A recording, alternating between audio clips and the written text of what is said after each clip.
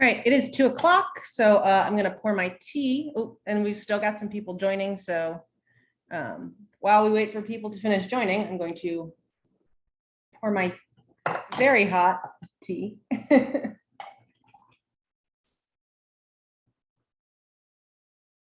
right.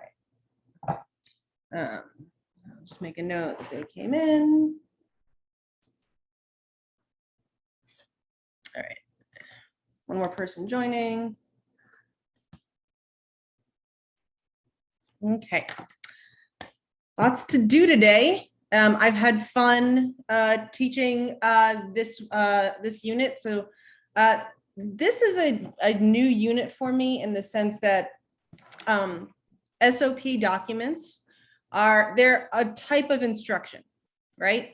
I think that probably you got ascertained that in the course announcement I sent on Monday. So I just used to teach them as part of my unit on instructions. And then when I was thinking, because again, I'm always retooling and updating the class and things like that. And as I was doing that, I was thinking that even though these are instructions, they are there's a lot of similarities with general instructions, but there's also some differences. And since, depending on what your career is, you're likely to have to, if you may not write these at some point in your career, but you're going to encounter them if you haven't already. I'd say most of you probably have. But even if you haven't, you probably will. So I thought they deserved a unit of their own. So this is my first time doing this particular unit. And I've been having a lot of fun teaching it. I really enjoy the exercise. I will say that I overplanned a little bit, so we won't get to like all of the discussion questions today, but I think you'll figure it out. We are going to start. No, that's the wrong presentation. Sorry.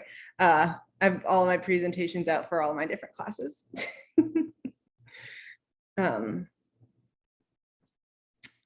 So we're going to start with an exercise.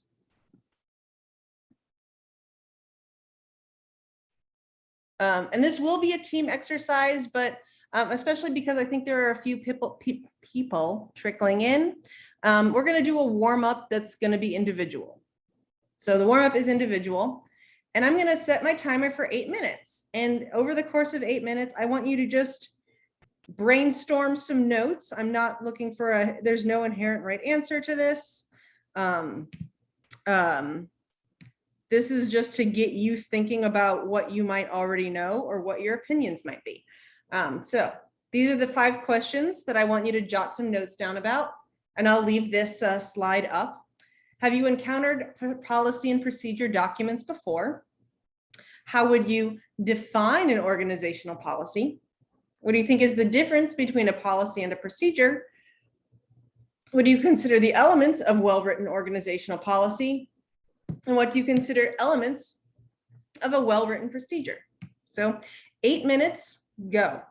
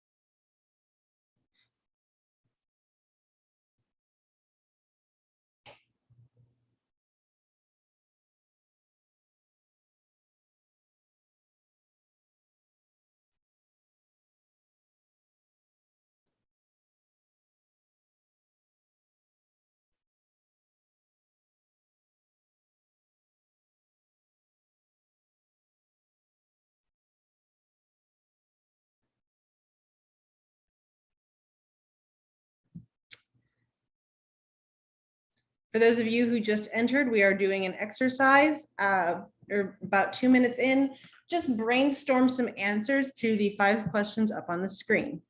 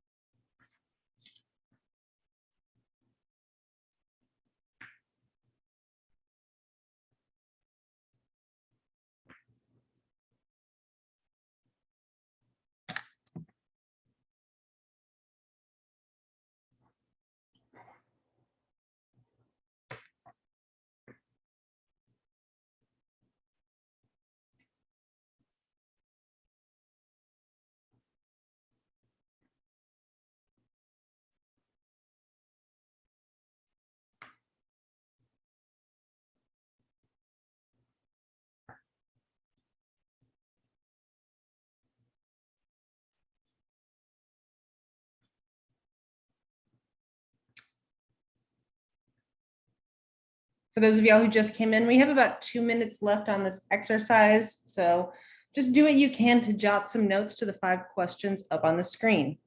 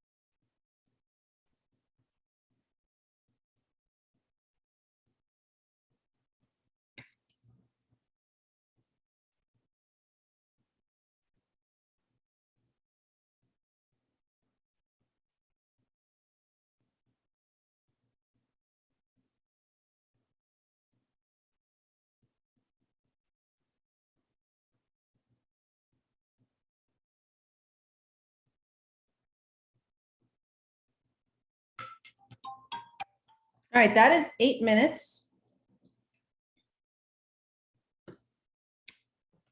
And I'll screenshot this and share it with y'all directly so you can use it in the exercise. I screenshotted it yesterday, but stuff gets lost in my desktop so easily. So I'm going to put you in random teams of roughly 3. We might have a couple teams of 4 if necessary. And so the point of this exercise is I'm going to give you about 25 minutes to put together a rough draft of a document. And I know that a lot of you might be new to this type of document and you're like, I don't know what I'm doing. That's the point. You're going to do this and it's going to just get you into creating mode and out of overthinking mode. It's hard to overthink it when you don't have a huge context. So here's your scenario.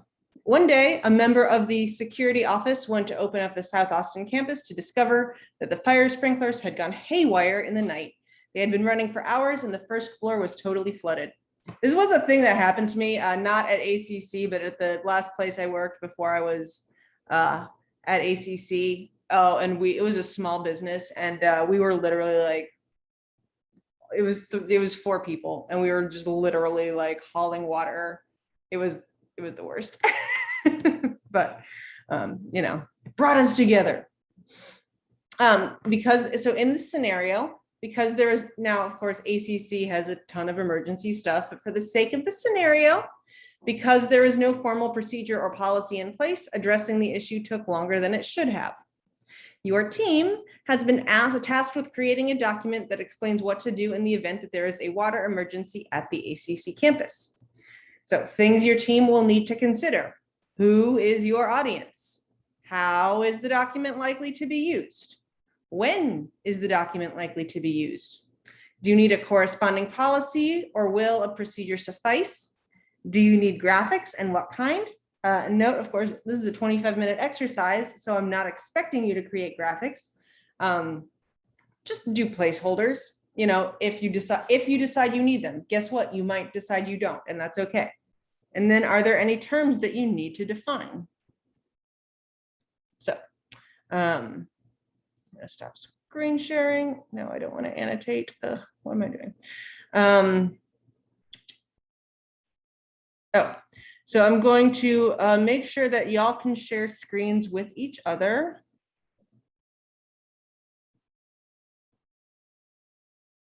Yeah. Okay, in this class, for some reason, that's enabled. It doesn't work in any of my other classes. I don't know why.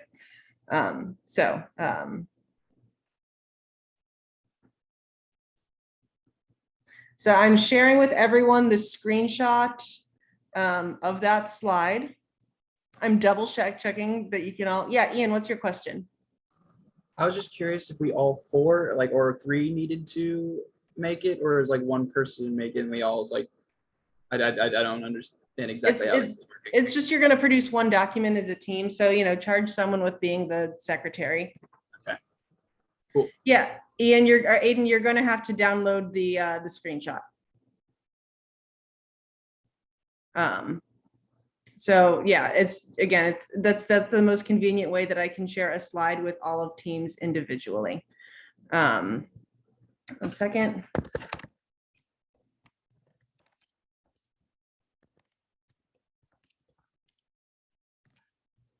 Okay, so I'm sending you into your breakout rooms. All right, so we're gonna have a couple of teams of 4, so teams of 3 and 4. And so once you join them, I will set the timer for 25 minutes and you'll be on your way.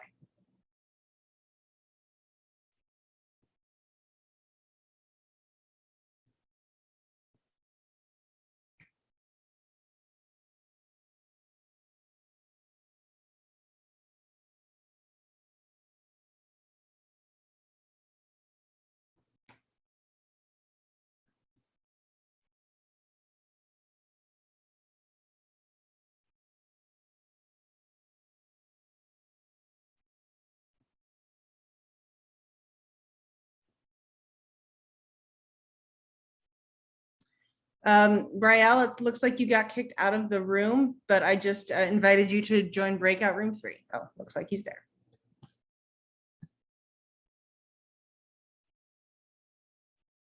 Miles, do you have a question? Oh, no, you're good.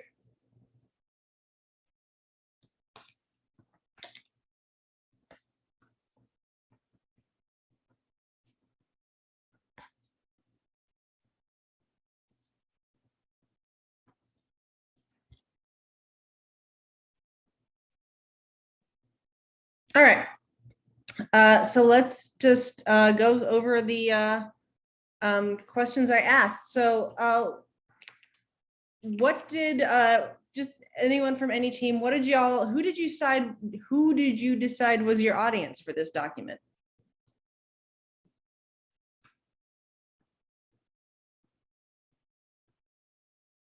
Students and faculty, all right.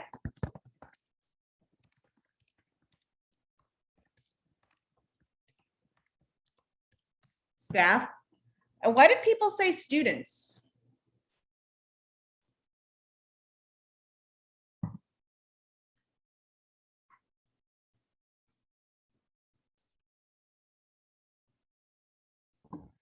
Our group went for students just because we went off that campus, and whoever might be living on that campus is most likely either not just faculty, but there's students within that possible building. All right, yeah, great. And Brielle, you mentioned staff earlier, like that, absolutely, like staff are probably the people most likely to use this. Yes, staff members, because staff members are going to be like the ones largely tasked with cleanup. You know, like students do need to know what to do in case of an emergency. Absolutely.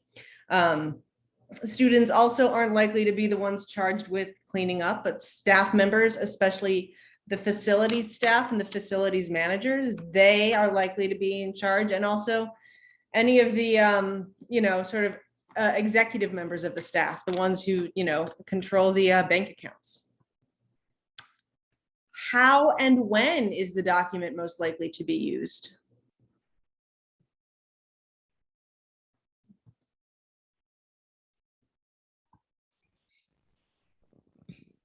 We went out about it as like not a memo, but more so of like, this is an informative thing that just happened, letting everyone know. It was like a brand new policy and procedure that they didn't put out until it actually happened. We kind of played a part in the sense of it never happened until now.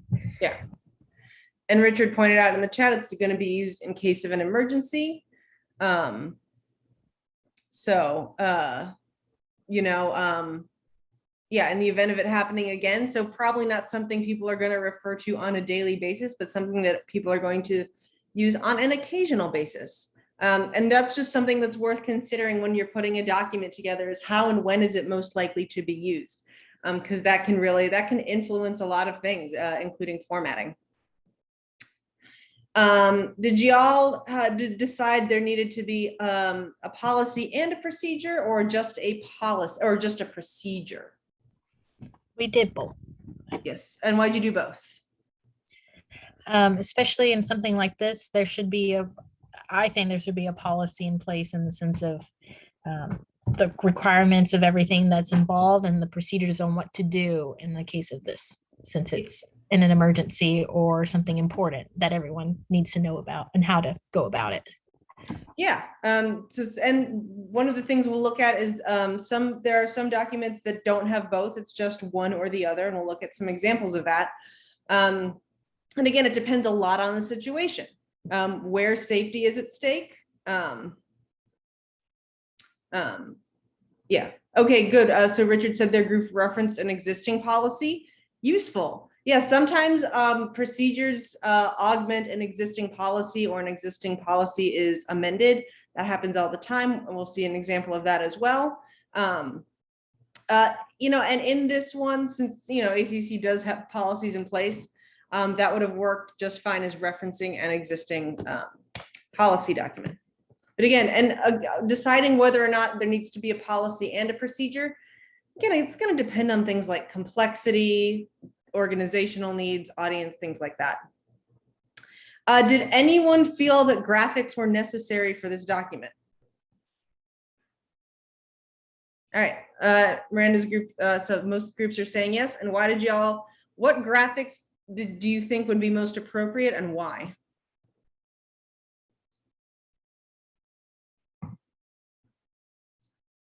All right, map with exits. Maps are a good one, especially with an emergency situation.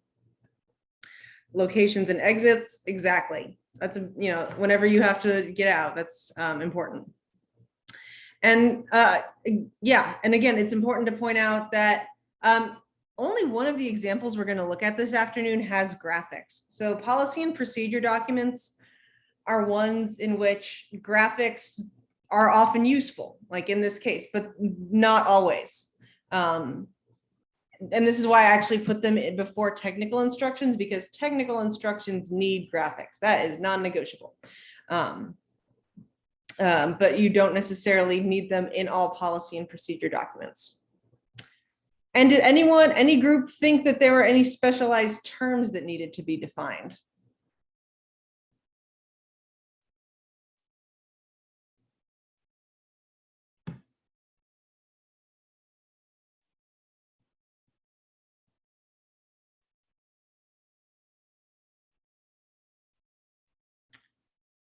So probably not any specialized terms. There are times, one thing you will need to think about as you're drafting your own is that sometimes what we think of as common terms should actually be defined. Just because, we all have our own different experiences and filters and things. So I'm not showing this. There's an old example I used to use. I'm not showing it anymore because it's kind of outdated. But it was a hand washing policy and procedure for home healthcare workers. And it actually defined what constituted proper hand washing. And you're like, what? We have to wash our hands every day. We do. And also, first of all, I think the pandemic showed that a lot of people do not always wash their hands thoroughly every day. And second of all, if you are a home healthcare worker in charge of keeping you and your clients safe, you have a higher standard that you're held to. So providing definitions for like legal or safety reasons often happens even in common terms, for terms that are pretty common. All right.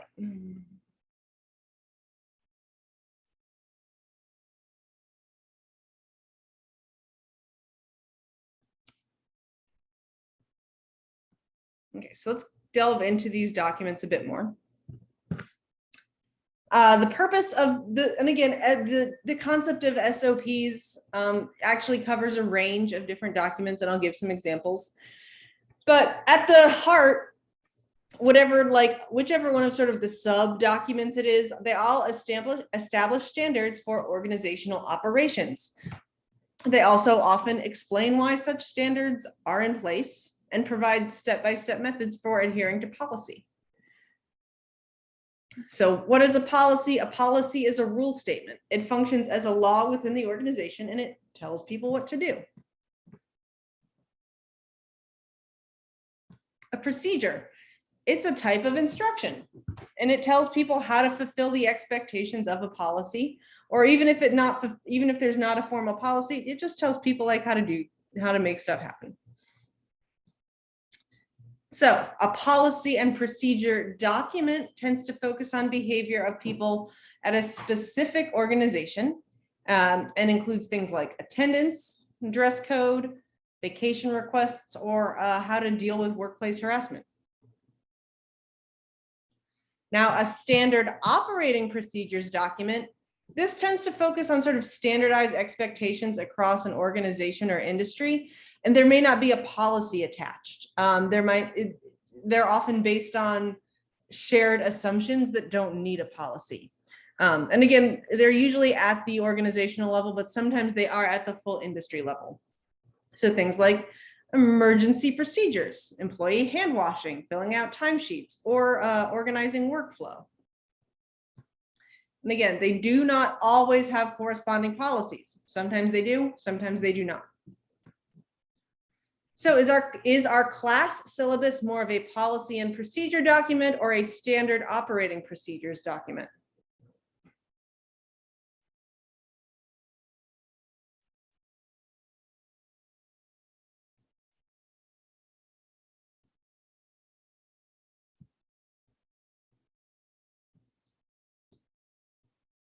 All right, so I've got one of each.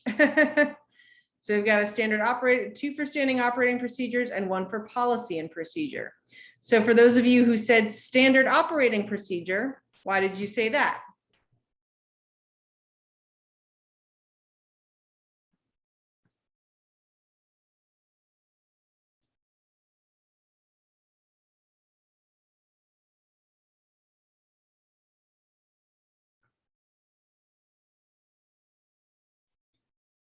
So our syllabus would be, let's see, it is across the board generally, but I don't have the same exact policies for everyone. So I have everyone in every single class I teach in terms of the type of class. So for example, yes, it's the same for 2311, but then in my advanced classes, I have things that are a little different.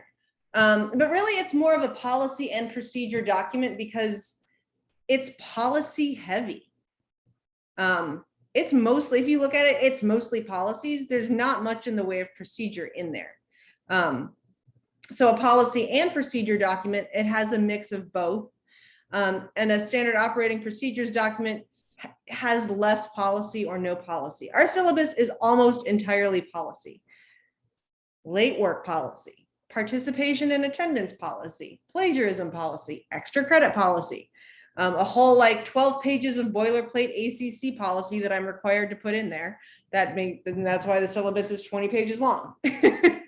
There are some procedures. There are procedures for how to submit homework, how to withdraw from the class, how to follow the COVID protocols. But it's definitely heavier on the policy side. So it's actually more of a policy document. So there are some standard features. And again, these don't apply to every single one. You notice our syllabus only uses some of these, not all of these. And the examples will use some of these and not all of these. But I give you general principles and then you sort of expand on them based on what's most appropriate for your document. So often things will be written in what's called the imperative form, which basically means you're writing commands. So place sample in freezer as opposed to sample should be placed in freezer. The former sentence is only 4 words long. The latter sentence is 6 words long. And if you're like, what's the big deal about 2 words? Place sample in freezer. Way more efficient than sample should be placed in freezer.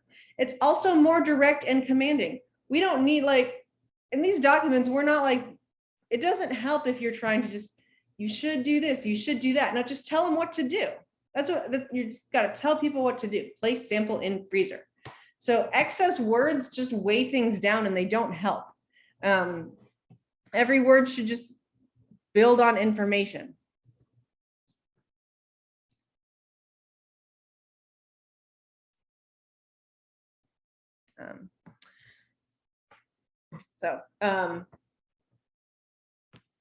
I'm a little confused by your comment, Richard, but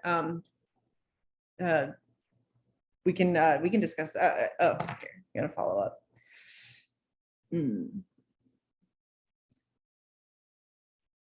Well, it's objective either way, because there's one thing you're supposed to do, which is place the sample in the freezer.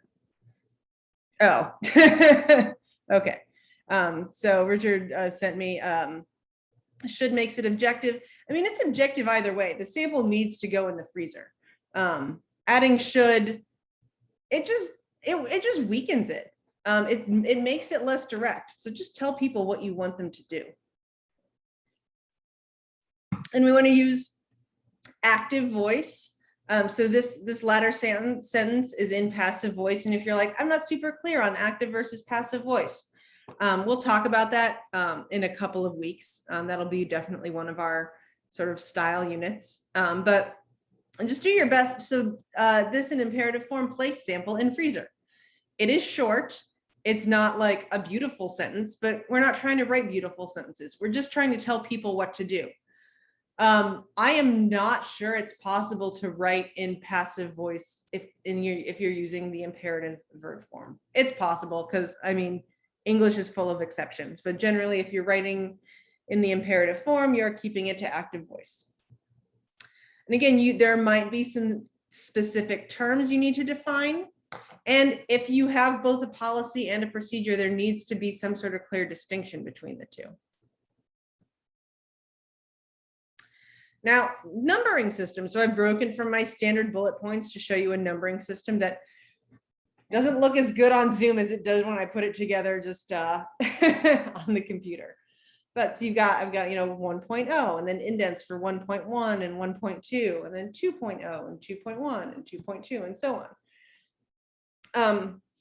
Now, again, not all of them use decimal systems. But they often do, especially for large organizations or for complex policies and procedures. And the decimal system is a way to delineate subsections and sections and subsections. And there are certainly other versions, like you could use a mix of letters and numbers, all sorts of options. And the reason for the decimal system is ease of reference. If someone needs to cite a specific policy, they can refer to a specific heading and subheading. So you can probably see for like really involved policy and procedure documents or for really large organizations, that's helpful. Again, not all such documents need a decimal system. Bullet points might suffice. You really need to consider your audience, the context, and the complexity. Other formatting features, headings, those are important. They're so important for this assignment that I've put them in the assignment requirements, and we'll go over headings in detail next class. So if you're like, oh, I don't understand headings, you've already gotten experience with them on the first 2 graded assignments. You saw them in the memo. You definitely use them in resumes. So next week, we're going to talk about how to refine them and make them consistent. Graphics might be necessary. So building maps, flowcharts, line drawings, screenshots. Like if you're writing a procedure for how to fill out a timesheet, screenshots of the timesheet, probably a good idea. And for large companies or for complex, like really thick documents, tracking numbers might be there, revision dates, ownership or approval names.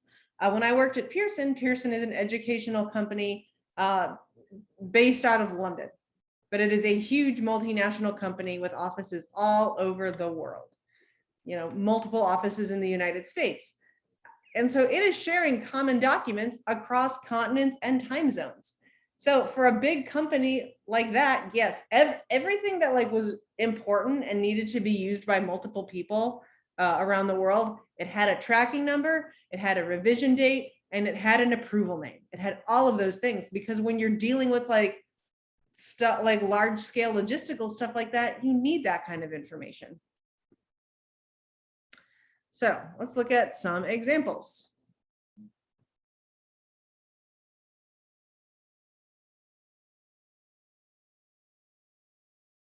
So this used to be back when I could teach in a classroom. This used to be over on the left-hand side of my classroom.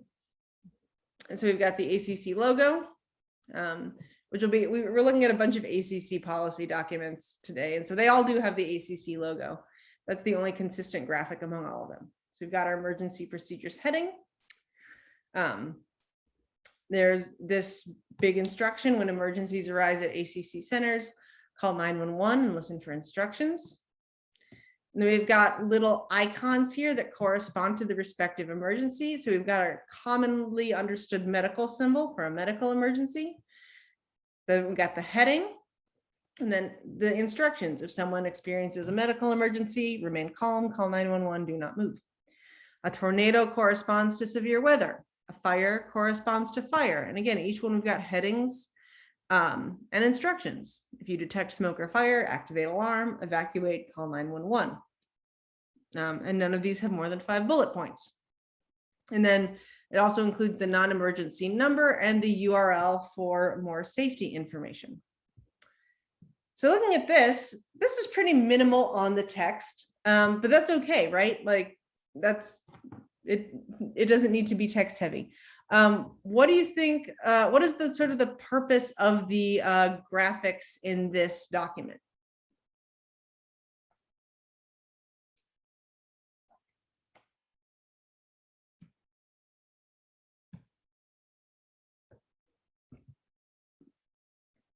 Yeah, it draws attention to things. Yeah, and it makes it easy to identify the situation. Again, uses as common symbols as possible. This is a pretty clear representation of a fire. This is a pretty clear representation of a tornado. And the symbols are as graphic as possible, with the exception of exit, which, you know, is an English word. And you know, ACC does a lot of foundational ESL classes. So we do have students who are just in the very beginnings of learning English. And so often it wouldn't be appropriate to like use English words in your graphics, but this looks like an exit sign, which even if you don't speak English well yet, if you're still learning, you go and look above the door and hey, there's the exit sign. Yeah, exactly. People might understand the pictures better. And how does the use of color help augment the information in this document?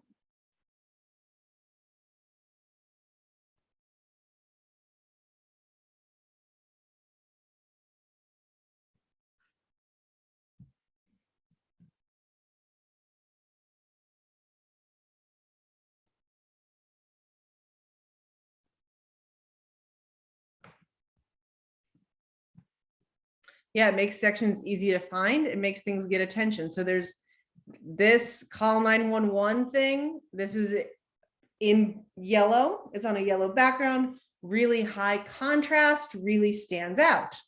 And it's important to note that, you know, you do have to use these formatting elements carefully. If this entire thing were on a yellow background, it wouldn't be as effective because it would just be a big sea of yellow, you know, and you actually, when there's too much of something, you filter it out. So this one band of yellow, you zero in on it. And there's this particular shade of blue. This is great contrast between the blue and then the white of the back of the page. Yes, black and white is fine too. But this is, you know, just, it's an eye-catching color. Again, we see black on white a lot. And when you see something a lot, you filter it out. So picking a different color that still has high contrast helps the reader pay attention. Let's see. Oh, my timepiece is over there. Shoot. I'm going to grab my timepiece real quick because I will go over otherwise. Okay. I'm actually going to skip to the next one, to the next slide. So here is an ACC administrative rule. Oh no, I cannot. Ugh. Okay, I'm going to go back to, my mouse is just doing a weird freezing up thing today. So here is an ACC administrative rule. Again, it's got the logo. That's all the only graphic it has. Doesn't really need another graphic. We've got this administrative rules heading, and then we've got some formatting stuff here. And you can see like there's some similar formatting to a memo, although not quite the same. We've got a subject, area of study information session. Administrative rule 1.04.005. Now this actually corresponds, the ACC Board of Directors has its own set of policies. We're not going to look at those because goodness, we would just be here like all day going down a rabbit hole. But it links to a specific ACC Board of Trustees policy. So it's showing how it's connected. Who is it recommended by? Academic and Student Affairs Council. It was first approved in March 9th, 2001. Then it's been amended 2004, 2007, 2010, 2013, 2014, and 2016. And this is short. This whole thing's less than a page. Here's where we got the CEO's approval and the formal approval date of the revision. Right. Value statement. The Austin Community College District Student Success Initiative is a college commitment to enhancing learning and success for all students. Equity of student success is a hallmark goal for Austin Community College. Administrative rule, all first-time at ACC credit students with fewer than 12 transferable college level credits are required to attend an area of study AOS session prior to registration for classes. Exceptions are listed at, and there's a URL here. Consequences for not attending an AOS information session. All first-time ACC credit students with fewer than 12 college level credits who have not completed the AOS information session will not be able to register for classes until the requirement is met. So that's the policy straight up. Okay. Now, this document does not have a procedure attached to it. So why do you think, I'll go back to it. Why do you think there's no procedure attached to this document?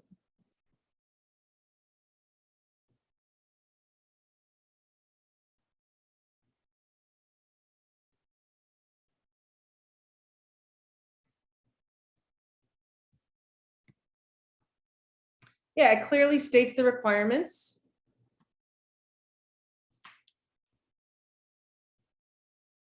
Other thoughts? That is definitely part of it. It clearly states the requirements.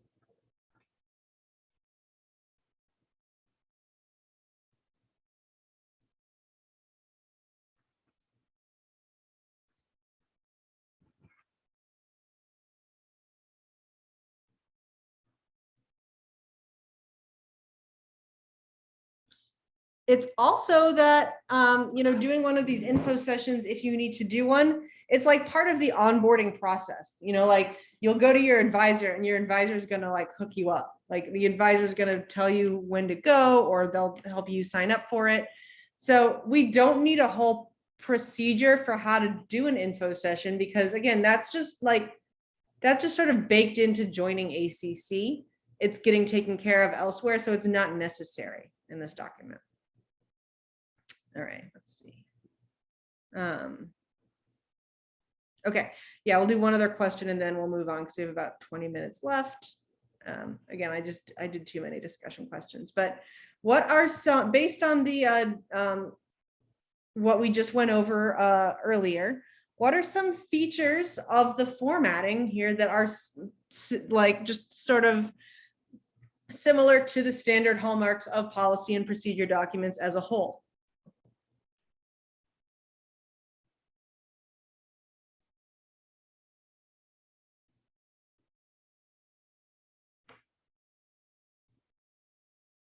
Yeah, there is a clear subject where that clearly tells us what this rule is about.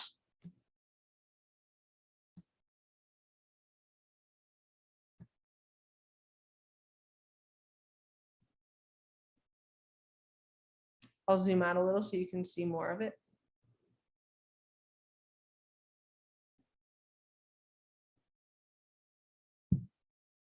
What are some other things we're seeing?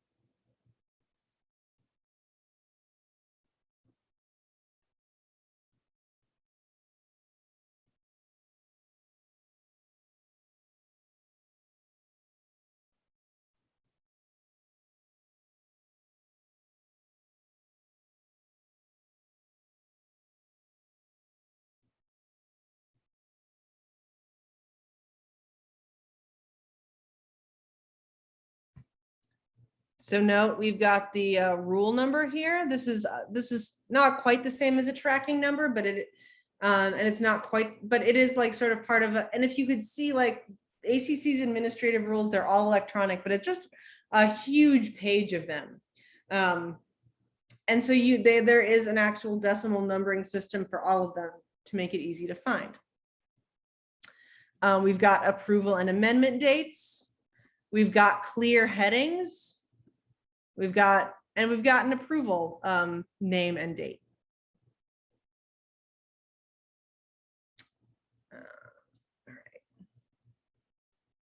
All right, this last one is frustrating just to open.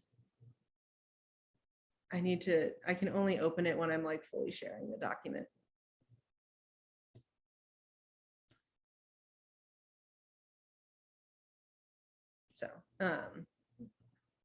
So here's another administrative rule. And again, we've got the ACC logo, we've got the administrative rules heading, subject line, rule number based on board policy, recommended by, and then the approval and amendment dates. This has been amended quite a bit. And again, we've got a value statement, which, and again, not every policy and procedure document would have these, but ACCs do. So the Austin Community College District offers an environment where students' rights are respected and responsibilities are recognized. Students are invited to be active members of the education community. Opportunity for students to examine and question information and assumptions of a given discipline, guided by the evidence of scholarly research, is appropriate in a learning environment. This value is accompanied by an equally demanding responsibility on the part of the student. And the administrative rule. By the way, having two stacked headings like this is generally not encouraged. So many ACC documents have like formatting things that I'm just like, that's not standard. I can't, oh no, I just spilled tea on my computer. I care a lot about formatting. I care way more about formatting than I mean, grammar is important, right? But formatting is one that is, I am so particular about that because formatting really makes a difference. Okay, it's probably fine. So, administrative rule, student standards of conduct and disciplinary process. Acceptable standards of conduct include behavior that reflects the highest level of honesty and integrity, both in and out of class, is civil, courteous, and respectful of all members of the campus community, their property, and the property of the college, encourages responsibility and prohibits the unlawful use of alcohol, illicit drugs, other substances and weapons, and promotes mutual respect, equality, and safety of its members, and opposes those acts that harass, intimidate, or haze its members. By enrolling at ACC, students agree to abide by the college's student standards of conduct. These standards are also established disciplinary procedures for students accused of violating those standards. The student standards of conduct and disciplinary process is published in the catalog, the handbook, and the administrative rules. Same stuff. So now there are not one, but two procedures that go along with this policy. Here's the academic integrity and disciplinary process. So similar formatting, but definitely some differences. So here we've got a different heading, guidelines/procedures, academic integrity and disciplinary process, guidelines for administrative rule 1.04.006. So this is the rule, and we can clearly see how they're connected. First effective November 2012 and amended October 2014. All right, this is 5 pages long. I'm not going to read the whole thing, but I am going to take you through some of the formatting elements of it. So this procedure has a value statement again. It's also got a clear purpose. The academic integrity and disciplinary process is established to foster and protect one of the core missions of the college, which is to assess and certify students' academic achievements. When assignments and exams reflect honest efforts and legitimate accomplishments, the academic progress of those students can be measured accurately, and in turn, any credentials toward them can reliably and fully attest to their actual academic achievements. And then we've got application of the rule. And we have a lot of subsections here, which again, if I were in charge, this would be formatted a little bit differently for clarity of information, but it's not that bad. It's just, there are just some, like, this header is fine, but the use of bold is confusing with actual headings. Anyway, I will not get off on a tangent about formatting today. So the next section is how to just apply the rule. A section on student rights, a section on prohibited conduct. And notice this only covers academic misconduct. Is it standard for the text to be justified between the margins? So here we've got 1-inch margins, and so most of this, the heading is flush, the numbers are flush, and then these letters are indented to help them stand out. Like if this was, if the one was flush and then the letters were all flush, that would visually just be very confusing. That would be like too much stuff stacked on top of each other, especially in a short list like this. So the purpose of the indent is to just create a visual sense of like navigation.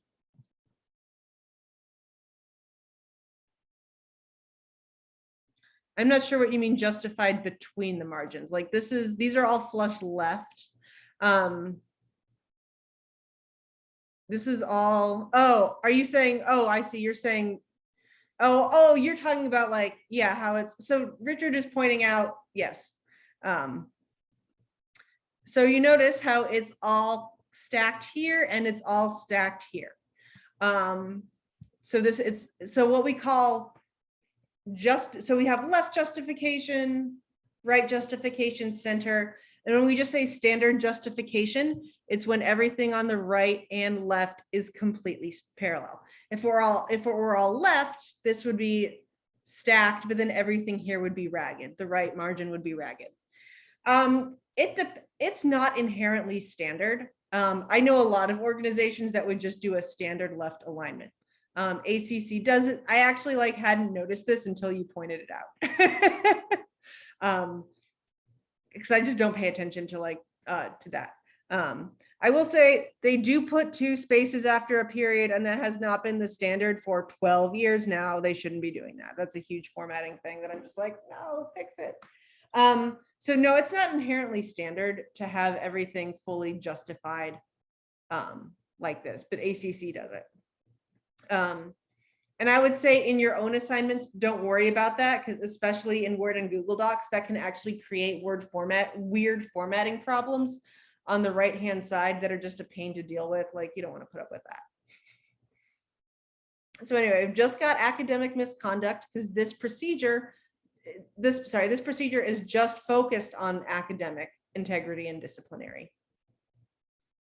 A section for reporting violations, resolutions and penalties, appeals, more about appeals, hearing procedures. And again, this is part of where so we've got there's an inconsistent capitalization. So really we've got this section 4, academic integrity and panel and hearing. Then really these subsections on composition of the panel and hearing procedures, these should really be not just bold like the main section headings. That's visually not very helpful. Maybe do them in italics, bold and italics, maybe even underlined. Not all 3, right? No, pick no more than 2. but just something to distinguish the subsections from the main sections. I like ACC a lot, but whoever is formatting these administrative rules, they need to come take my class. So, yeah, they need to come take my class, that's all. So that is one process. That's just for academic integrity. Now here's a 12-page procedure that covers all student standards of conduct and disciplinary processes. Again, we see it ties to this 1.04.006. We've got our dates, we've got our purpose. Oh God, we're running out of time. I really love talking about this stuff. But this is basically the same, it just covers everything. So this one just covers academics, this covers everything.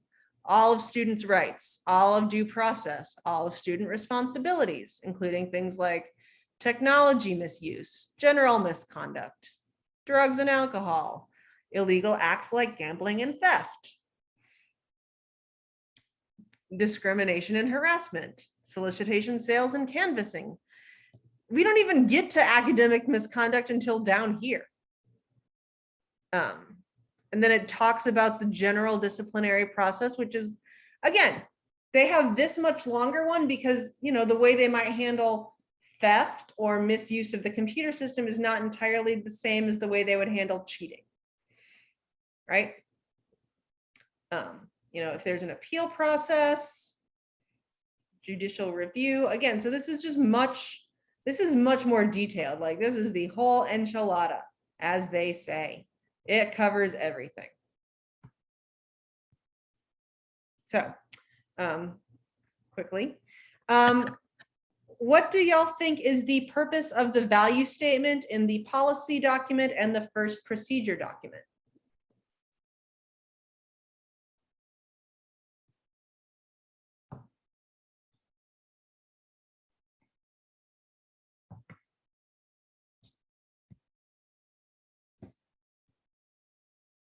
Yeah, it gives you the context. Like, why did this administrative rule even exist? Why does this policy even exist?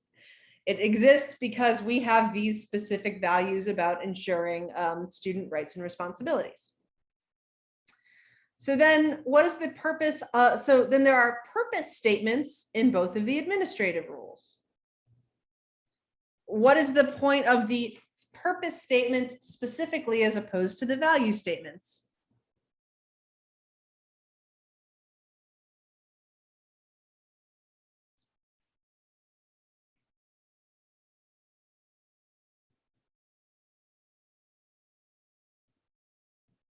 Yes, so it's about why the document specifically is required. The value statement is like, why do these exist at all? The purpose is, what is the point of this document specifically and how to use it? Let's see. All right, we're coming up on time. So I'll just real quick. Again, I've clearly shared some disagreement with the way the headings are formatted. But you can see that even if there are things that I think should be done differently, having like clear things, guidelines, 1, student rights, A, course expectations, B, due process and evidentiary standard. You can see that like having the letters and numbers allows you to find and pull out specific information a lot more easily. All right. Tips for success, and then I'll review the assignment and then I'll take questions. So tips for success: read and follow the instructions, please. That is, I know I'm behind on grading, but I will say that the people so far, most people who have lost points on resume and cover letters just did not follow instructions and did things I said specifically to not do. Visit with our embedded tutor, Catherine, before the deadline. Be sure to stick with an assigned topic, and you are allowed to pick something else, but you have to clear it with me first. Not because I don't trust you to pick a good topic, but a lot of times what I see is when students pick topics, they pick something where the scope is just like too big. Like they're like way too ambitious for the like, and I'm like, you have like a week to do this, like before peer critique. Like people just get like people don't necessarily have realistic expectations for what they can accomplish. So I want you to check in with me to make sure you have realistic expectations. Also, occasionally I do have someone go, I want to write about why sugar is bad. And I'm like, that's not what we're doing with this assignment. So I just want to like, again, check in with you, mostly because again, people tend to have unrealistic expectations about the assignment and want to do way more than is useful. Use the feedback you get in peer critique, review the rubric in Blackboard before you submit. That is now up. It was not up yet, but it is up as of yesterday. Come to office hours or make an appointment with me for specific questions. Now remember, I'm not going to read your whole assignment and give general feedback, so specific questions. And then remember the requirements for turning in late homework and the class policy for late work found in the syllabus, or yeah, just generally for turning in homework. So let's look at the assignment real quick.